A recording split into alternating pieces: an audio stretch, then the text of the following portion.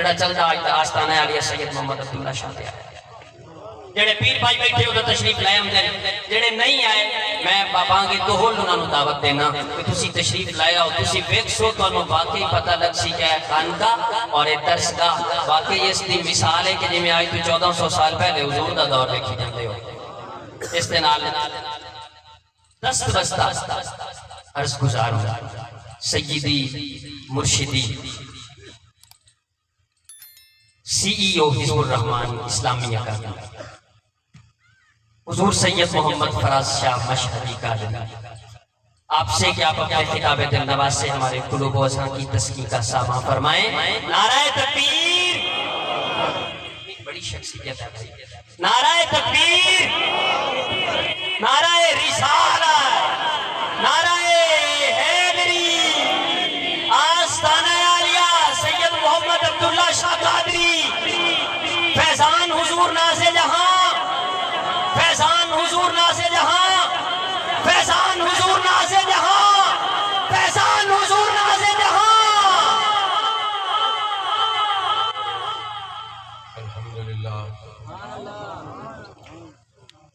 الحمدللہ رب العالمین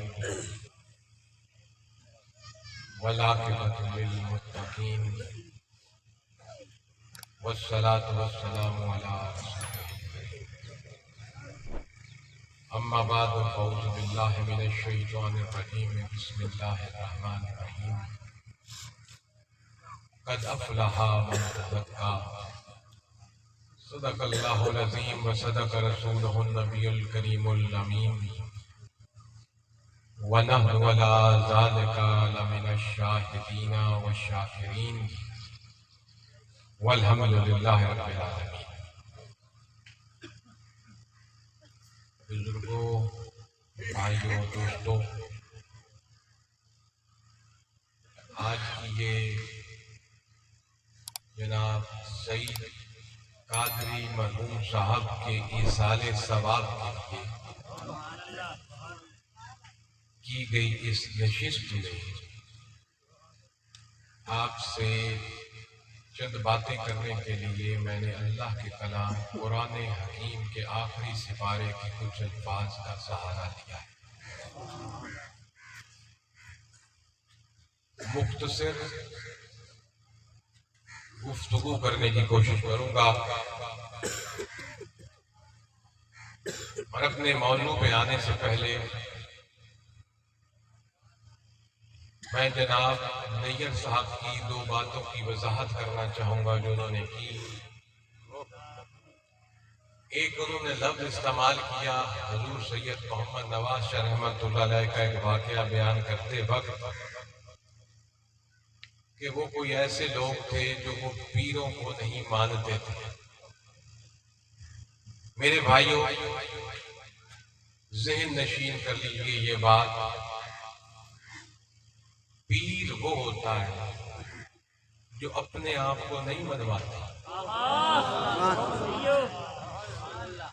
ولی غوث قطب ابدال اپنے آپ کو نہیں منواتا، پیر وہ ہوتا ہے جو اللہ کو ایک مناتا ہے اور پھر اس کے رسول کی رسالت کو منواتا ہے اور لوگوں سے پڑھواتا ہے لا الہ الا اللہ محمد الرسول اللہ۔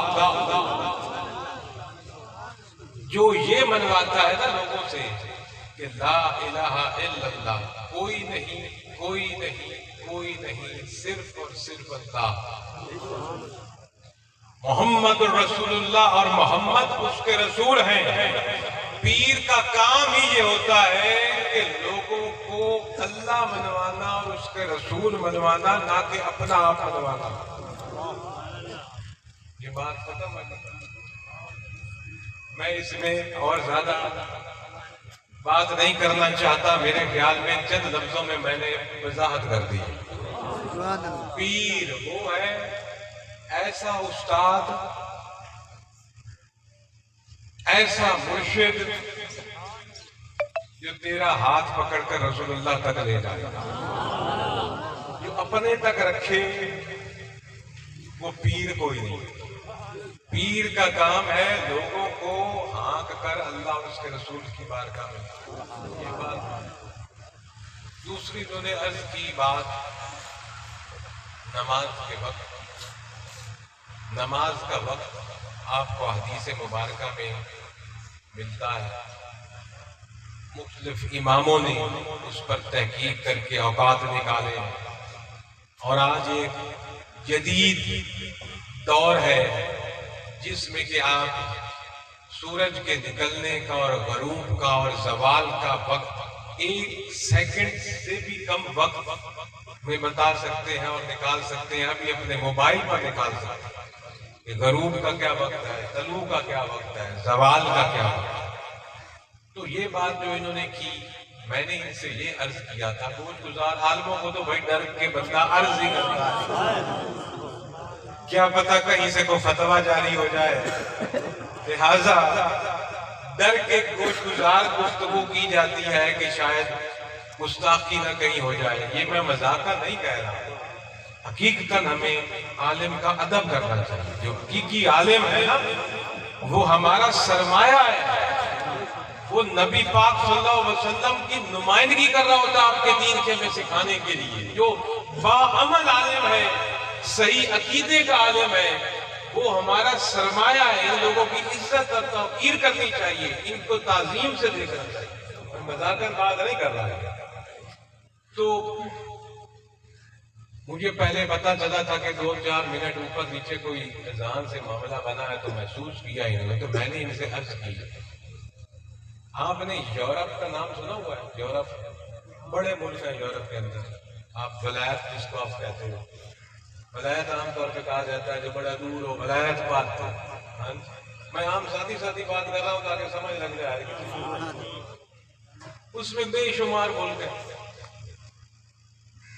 انگلینڈ کا، اس کے گرد و نواح کا ملک کا جو موسم ہے، وہاں سردیوں میں 8-9 بجے دن نکلتا ہے اور 3-4 بجے غروب ہو جاتا ہے، اور گرمیوں میں صبح 3-4 بجے سحر کے وقت سورج نکل آتا ہے اور رات کو 10-11 بجے جا کے مغرب ہوتا ہے۔ اتنے لمبے دن گرمیوں میں ہوتے ہیں، اتنے چھوٹے دن سردیوں میں ہوتے ہیں۔ اور وہاں کا موسم اس طرح ہے کہ جب موسم غروب ہوتا ہے، سورج غروب ہوتا ہے، تو وہ جو لالگی سی نہیں ہوتی، سورج نظر نہیں آ رہا لیکن اندھیرا بھی پورا نہیں ہوا ہوتا، جس میں ہم مغرب کی نماز پڑھتے ہیں۔ اور جس خطہ زمین میں آپ اور میں رہ رہے ہیں، اس علاقے میں، یہاں یہ ٹائم زیادہ سے زیادہ کوئی 40-45 منٹ، آدھا گھنٹہ رہتا ہے، اس کے بعد اندھیرا ہو جاتا ہے۔ لیکن ولایت کے اندر اندھیرا ہوتا ہی کوئی نہیں، وہ روشنی کھڑی رہتی ہے، آدھی رات سے بھی اوپر کا وقت ہو جاتا ہے، کھڑی رہتی ہے۔ اس کے بعد بعض علاقے وہاں اندھیرا ہوتا ہے، ایسے تھوڑی دیر کے لیے اندھیرا ہوتا ہے مغرب کی طرف سے، اور 40-45 منٹ کے بعد، آدھے گھنٹے کے بعد مشرق کی طرف سے ویسا ہی موسم ہو جاتا ہے جیسے ابھی سورج نکل رہا ہے۔ لیکن سورج طلوع نہیں ہوتا، روشنی مغرب کی طرف ہوتی ہے، وہی روشنی مشرق کی طرف آ جاتی ہے۔ تو یہ اس موسم میں میں نے ان سے پوچھ لیا، بھائی مولانا صاحب وہاں علماء اللہ کی میں پڑھتے ہیں، تو انہوں نے کہہ دیا کہ گھڑیوں کے حساب سے، واقعی گھڑیوں کے حساب سے پڑھتے ہیں۔ اور دنیا میں بعض ملک ایسے بھی ہیں وہاں 6 مہینے دن رہتا ہے، 6 مہینے رات رہتی ہے، وہاں بھی اذانیں آتی ہیں، وہاں بھی لوگ نماز پڑھتے ہیں، دن نکلتا ہے تو 6 مہینے بعد جا کے مغرب ہوتی ہے، اور جب رات ہوتی ہے تو 6 مہینے کے بعد 6 مہینے گزر جاتے ہیں، دن ہوتے ہیں۔ ایسے کرتے نہیں ہے دنیا میں۔ پہلی دفعہ جب ایک ملک ترکی ہے وہاں گیا، ترکیہ، اب اس کا نام آج کل ترکیہ ہے، پہلے ترکی ہوتا تھا 6 مہینے پہلے، ترکیہ میں گیا تو وہاں جناب جب پہلے دن میں گیا، میں اپنی گھڑی دیکھوں، وہ رات کی شان ہے، رات کے 9:45 ہو گئے اور سورج کھڑا، وہ میں ابھی مغرب کا بول دیا یار۔ تو وہ انہوں نے کہا کہ کوئی 10:30 بجے کے لگ بھگ نا مغرب کی اذان، تو 10:30 بجے مغرب ہوئی، اس کے بعد 12 بجے عشاء کی اذان آئی۔ تو وہ یہ اس طرح اللہ تعالیٰ نے نظام بنایا ہے، لیکن ہماری شریعت جو ہے وہ ہر جگہ پر وضاحت کر دیتی ہے کہ آپ نے کس طرح کس اوقات میں نماز پڑھنی ہے۔ تو یہ ایک معمولی سی چیز ہے. وہاں بھی لوگ بستے ہیں 5 وقت کی نمازیں ادا کرتے ہیں, یہاں بھی ہم بستے ہیں 5 وقت کی نمازیں ادا کرتے ہیں. تو یہ میں نے آپ کے دلچسپی کے لیے بات ہے. اس کے بعد میں اپنے موضوع پر آتا ہوں. بات کہ پیر اپنے آپ کو نہیں منواتا, وہ سن کے میری آپ نے گفتگو سننی ہے. میں پیر کوئی نہیں, آپ سے برا ہوں. صرف یہاں حضور کا غلام بن کے بیٹھا ہوں آپ کو کچھ سنانے کے لیے, اور آپ حضور کے غلام بن کے بیٹھے ہیں سننے کے لیے. میں سنانے کے صدقے بخشا جاؤں اور آپ سننے کے صدقے بخشا جائیں. اللہ کرے. نعرہ تکبیر, نعرہ رسالت, نعرہ تحقیق, نعرہ حیدری, فیضان حضور ناز جہاں. یہ مہینہ ہے ربیع الثانی. پچھلا ربیع الاول کا تھا, یہ ربیع الثانی, اور آج اس کی 19 تاریخ. 19 ہے, میری گھڑی سے بتا رہی ہے. اس مہینے میں 2 اللہ کے بڑے عظیم پیروں کے عرس ہوئے. ایک جو چند دن پہلے گزر گیا 11 تاریخ کو, جس کو آپ کہتے ہیں حضور غوث پاک یا 11ویں والا پیر, بہت کچھ نام دیتے ہیں. ایک ان کا عرس اور اس کی نسبت اس مہینے سے. اور دوسرا جو 18 ربیع الثانی کل کا دن تھا, اس کو عرس ہوتا ہے دلی کے اندر حضور نظام الدین اولیاء, خواجہ نظام الدین اولیاء, جو بہت بڑے اللہ کے فقیر گزرے ہیں, جن کا کہ ایک مرید امیر خسرو بھی گزرا ہے. شعر و شاعری والے میں تو جانتے ہیں بہت زیادہ. ان کا عرس بھی اسی مہینے کی کل کی جو تاریخ گزری ہے اس میں ہوا. تو اس مہینے کو نسبت ہے چند اللہ کے برگزیدہ لوگوں سے, جن کے عرس مبارک ان مہینوں میں گزرے. اب یہ بھی اپنی قرآن کے الفاظ پر آنے سے پہلے, جو کہ میں نے آپ کے سامنے تلاوت کرنے کا شرف حاصل کیا, یہ بھی عرض کر دوں کہ یہ جو مہینہ حضور غوث پاک کی نسبت سے مشہور ہے, اور پھر ہر مہینے کی 11 تاریخ کو 11ویں منائی جاتی ہے, اور پھر یہ بھی مشہور ہے کہ یہ 11ویں والا پیر ہے. تو وہ بھی میں عرض کر دوں, باہر اور بھی کئی جگہوں پر عرض کر چکا ہوں کہ یہ 11ویں والا پیر کیا ہے. یہ 11ویں کیا چیز ہے؟ بعض لوگ کہتے ہیں یہ جی کیا آپ لوگ کرتے ہو 11ویں شریف ہے جی, 11ویں شریف, بڑی 11ویں شریف, چھوٹی 11ویں شریف. 11ویں کا کیا مطلب ہے اس کی؟ وہ میں عرض کر دوں کہ جو 11 تاریخ ہے حضور کا یوم وصال 11 ہے. حضور سید عبد القادر جیلانی رحمۃ اللہ علیہ کا یوم وصال ربیع الثانی کی 11 تاریخ, اور حضور شیخ عبد القادر جیلانی رحمۃ اللہ علیہ کا پوری زندگی یہ معمول تھا کہ آپ ہر مہینے کی 11 تاریخ کو ایک ایصال ثواب کی محفل کیا کرتے تھے, جیسے آج آپ اور میں کر رہے ہیں. میں وہ گفتگو کروں گا جو شریعت سے باہر نہیں نکلے گی, اور میری اس گفتگو کو جو میں ایصال ثواب کی محفل کا لفظ اس لیے استعمال کر رہا ہوں کہ بعض لوگوں کو ختم کے لفظ سے یا کل خانی سے چڑ ہے, اس لیے میں اس لفظ کو استعمال کرنے کی بجائے ایصال ثواب کا لفظ استعمال کر رہا ہوں کہ ایصال ثواب کی محفل سے کسی کو چڑ نہیں ہوگی. چاہے آپ اپنے مقامی زبان میں اس کو جو بھی نام دے دو, ایصال ثواب کی محفل کو کل کہہ دو, تیسرا کہہ دو, ساتہ کہہ دو, 40واں کہہ دو, یہ سب نام کی تبدیلی ہے. جو بھی محفل ایصال ثواب کی نیت اور غرض سے ہوگی وہ عین شریعت ہے. حضور غوث پاک رحمت اللہ علیہ کا یہ معمول پوری زندگی رہا کہ آپ ہر مہینے کی 11 تاریخ کو حضور نبی پاک کی شان میں ایک ایصال ثواب کروایا کرتے تھے اور لنگر بانٹا کرتے تھے. تو حضور کا یہ معمول آپ نے پوری زندگی رکھا. پھر حضور کا وصال اسی تاریخ کو ہو گیا. پھر اسی ریت کو حضور کے مرید اور غلام اور عقیدت مندوں نے جاری رکھا کہ ہر مہینے کی 11 تاریخ کو محفل فرما منعقد کی, کوئی اس میں جناب والا واعظ و نصیحت کی, کوئی نعت خوانی ہوئی, کوئی لنگر کا اہتمام کیا, غریبوں میں بانٹ دیا, رب کے ایصال ثواب پہنچا دیا بزرگوں کو. تو یہ وہی ریت چلی آ رہی ہے جس کو 11ویں کہا جاتا ہے. بات سمجھ آ گئی؟ جو 11ویں شریف کرتا ہے کوئی غیر شریعت نہیں کر رہا، وہ اس تاریخ کو ایصال ثواب کی ایک محفل کر رہا ہے جس پہ قرآن خوانی ہوگی، یا شاید کوئی واض و نصیحت بھی کر دے، کوئی نعت خوانی بھی پڑھ دے، پھر لنگر کا اہتمام ہوگا۔ اب ایصال ثواب کرنا، کچھ قرآن پڑھنا، درود پاک پڑھنا، واض و نصیحت کرنا، نعت خوانی کرنی، اور میں آئے ہوئے مہمانوں کے تواضع کے لیے کوئی لنگر کا اہتمام کر دینا، اور کچھ لنگر غریبوں، یتیموں، مسکینوں، بیواؤں میں تقسیم کر دینا، یہ کون سی شریعت کے خلاف ہے؟ یہ عین شریعت محمدی مصطفیٰ صلی اللہ علیہ وسلم ہے۔ تو میں نے وضاحت کر دی کہ 11ویں کیا چیز، تو یہ اس محفل کو 11ویں والے سے نسبت ہے، تو میں تھوڑی سی گفتگو کرنا چاہوں گا اسی حساب سے۔ قد افلح من تزکا، اللہ نے فرمایا کامیابی، کامرانی کا تصور ہر بندے کے ذہن میں اپنا اپنا ہے۔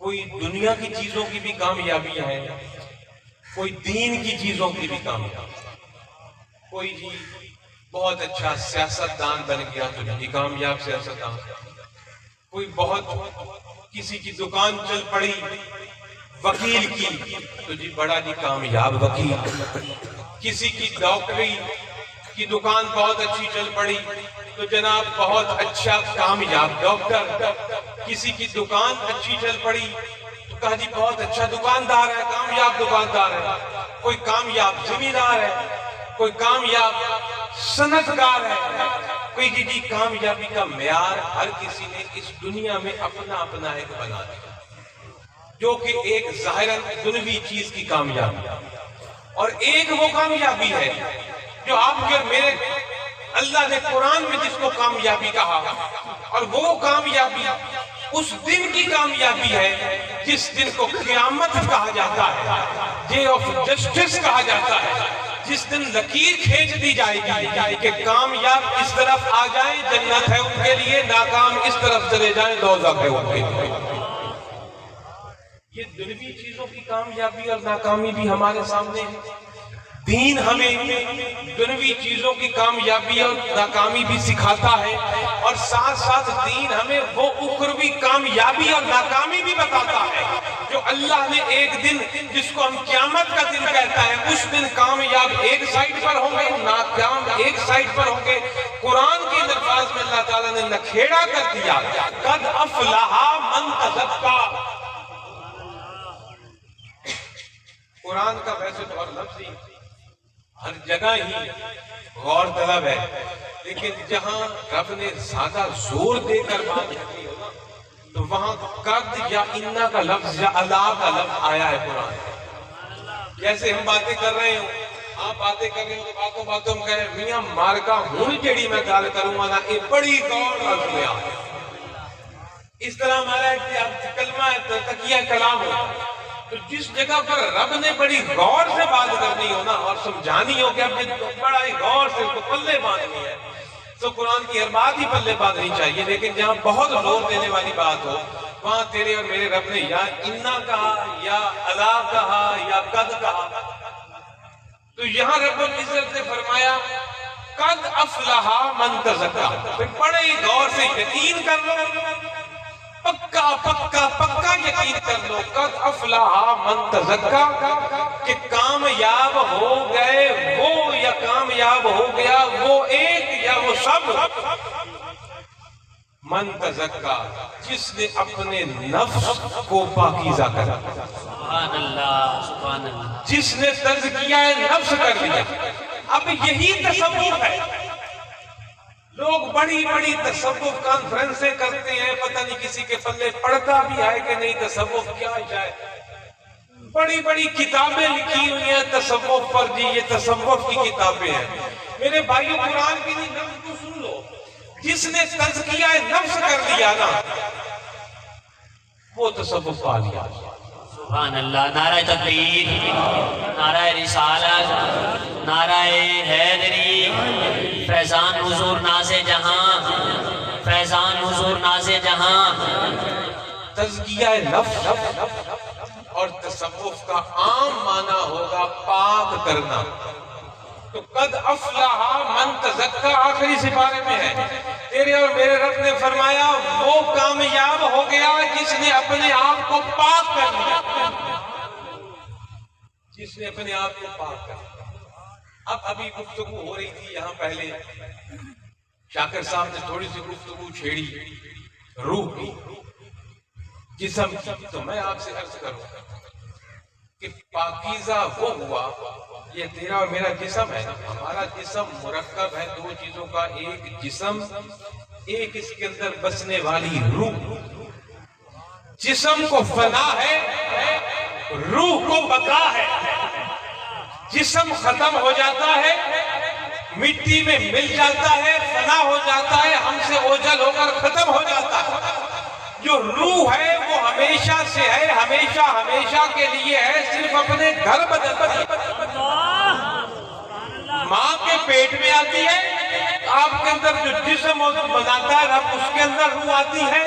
پھر وہ جسم ماں کے پیٹ سے اس دنیا میں آتا ہے، پھر اس دنیا میں ایک مقررہ وقت گزرتا ہے، پھر روح نکال لی جاتی ہے. آپ جسم کو ضائع کر دیتے ہیں، قبر میں ہم لٹا دیتے ہیں، مٹی میں مٹی ہو جاتا ہے. ہندو اس کو جلا دیتے ہیں، جلا دیتے ہیں، ہم قبر میں ڈال دیتے ہیں. روح وہاں نہیں ہوتی. روح کو بقا ہے، وہ جہاں بھی تھی، ماں کے پیٹ میں بھی تھی، قبر میں بھی ہے، اور کل حساب کتاب بھی اس نے دینا ہے، اور جنت اور دوزخ بھی اس نے دیکھنی ہے. اس کو بقا. اس طرح جسم کی غذا بھی اور ہے، روح کی غذا بھی اور ہے. جسم کے ڈاکٹر بھی اور ہیں، روح کے ڈاکٹر بھی اور ہیں. جسم کی توانائی اور طاقت اور چیز سے ملتی ہے، روح کی طاقت اور توانائی اور چیز سے ملتی ہے. جسم کی خوراک آپ کو پانی پینے سے طاقت ملتی ہے، روٹی کھانے سے طاقت ملتی ہے، پھل کھانے سے طاقت ملتی ہے، گوشت کھانے سے طاقت ملتی ہے، جوس اور دودھ پینے سے طاقت ملتی ہے. مختلف قسم کی انواع کی خوراک اللہ رب العزت نے بنا رکھی ہے، جس کو کہ طاقت یہ جسم دیتا ہے. اور پھر اس جسم کی حفاظت کے لیے ہم لباس پہنتے ہیں، گرمی سے بچنے کے لیے گرم لباس اور اپنے گھر تیار کرتے ہیں، اور سردی سی شدت سے بچنے کے لیے اس جسم کو بچانے کے لیے ہم بھی اپنے گھر تیار کرتے ہیں. اور پھر اگر جسم بیمار ہو جائے تو کوئی حکیم کے پاس جاتا ہے، کوئی انگریزی علاج کراتا ہے، کوئی ہومیوپیتھک کے پاس جاتا ہے. جسم بیمار ہو تو ڈاکٹر کے پاس جاتے ہو. کتابیں تو بڑی بازاروں میں ملتی ہیں، خود پڑھ کے علاج کر لو. میری بات سمجھے ہو؟ بخار ہو جائے، کتابیں میڈیکل سٹورز کی بڑی مل جاتی ہیں، میڈیکل سٹور سے بھی مل جائیں گی، ویسے کتب خانوں سے بھی مل جائیں گی، جس میں دنیا بہار کے بخاروں کی اقسام لکھی ہوتی ہیں، آپ کے علاج بھی لکھا ہوتا ہے، دوائیں بھی لکھی ہوتی ہیں. تو خود پڑھ کر دوا کیوں نہیں لیتے ہو؟ ڈاکٹر کے پاس کیوں جا کر فیس لیتے ہو؟ معائنہ کراتے ہو، ہاتھ دکھاتے ہو، ٹیسٹ دیتے ہو، پھر وہ جو دوا منتخب کرے وہ کھاتے ہو، جو پرہیز کرے کہے وہ پرہیز کرتے ہو، جو کرنے کا کہے وہ کرتے ہو، تب بیماری جاتی ہے. جسم بیمار ہو جائے تو ڈاکٹر کے پاس جانا ہے، دوائی لینی ہے. اب اگر دوائی لے بھی لو، جو ڈاکٹر نے پرہیز بتائی ہوتی ہے وہ اختیار نہ کرو تو دوا اثر کرتی ہے. میں پوچھ رہا ہوں کرتی ہے؟ ڈاکٹر نے دوائی دے دی، کہہ دیا بھائی یہ چیز نہیں کھانی، کھٹا نہیں کھانا، یا فلانی ٹھنڈی چیز نہیں کھانی، یا فلانی گرم چیز نہیں کھانی. دوا تو آپ کھائے جاؤ، پرہیز نہ کرو. مثال کے طور پر شوگر کے مریض کو میٹھے کی پرہیز ہوتی ہے، ڈاکٹر دوائی دے دے، دوائی کھائی جاؤ، میٹھے کی پرہیز نہ کرو، شوگر ٹھیک ہو جائے گی کہ بڑھ جائے گی؟ اب اس میں نہ اس ڈاکٹر کا قصور، نہ کوئی دوائی کا قصور تیرا خود تم نے پرہیز نہیں کیا. اب یہ جسم کی علاج کے لیے ہم کتنی محنت کرتے ہیں، ہم ورزش بھی کرتے ہیں، ہم اپنے جسم کو مختلف غذائیں بھی دیتے ہیں، بیمار ہو جائے تو معالج کے پاس بھی پہنچ جاتے ہیں. تو اس جسم کے اندر ایک روح بھی تو ہے. ایک روح بھی تو ہے، جو روح نکل جائے تو جسم بے مقصد اور مردہ ہو جاتا ہے۔ وہی روح کسی کا باپ تھی، وہی روح کسی کا بیٹا تھی، وہی روح کسی کا باپ تھی کہ بہن تھی، بیوی تھی، رشتے تھے۔ روح گئی جب اس میں سے تو جسم تو پڑا ہے، پھر اس کو کیوں قبر میں ڈال رہے ہیں؟ جب روح نکلی تو جسم تو اپنا نام بھی بھول جاتا ہے۔ کبھی آپ نے یہاں کہا فلانا، آپ تو کہتے ہیں میت، یہ نہیں کہتے میت، جنازے کے وقت بھی حاضر اس میت کے۔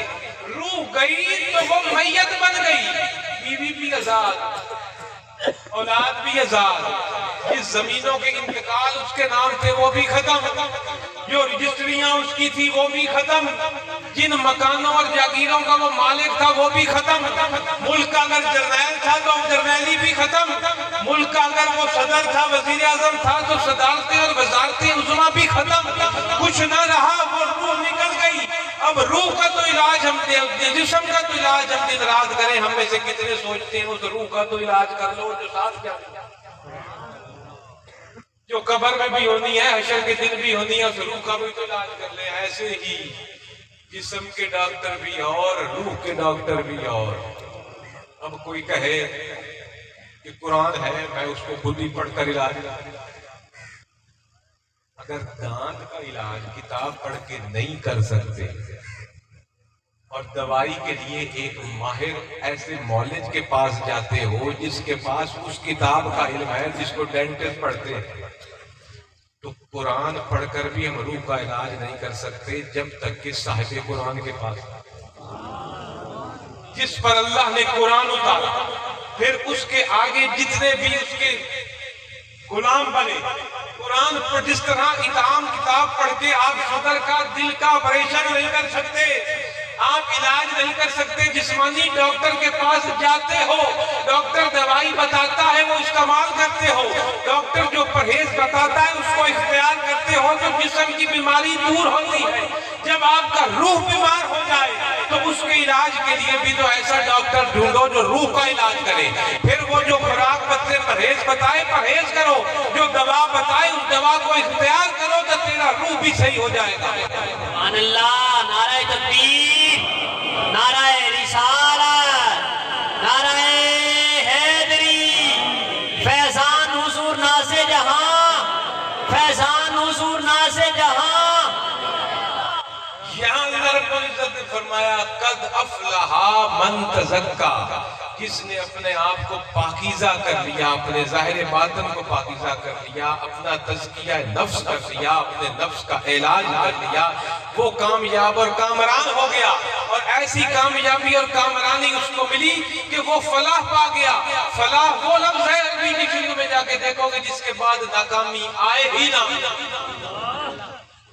اس دنیا میں ہو سکتا ہے آج کوئی اچھی کسی کی دکان چل رہی ہے کل نہ چلے، آج کسی کی اچھی وکالت چل رہی ہے کل کو نہ چلے، آج کسی کے اچھے کارخانے چل رہے ہیں کل کو نہ چلے، بنے بنائے کاروبار برباد ہوتے ہم نے آنکھوں سے دیکھے، بنی بنائی دکانیں ختم ہوتی ہم نے دیکھی، لیکن رب فرماتا ہے میں نے وہ کامیابی تمہیں دینی ہے جو تزکیہ نفس سے ملے گی کہ اس کے بعد کوئی خوف نہیں رہے گا ناکامی کا، تم ایسی زندگی میں کامیاب ہو جاؤ گے نہ زندگی ختم نہ تیری کامیابی۔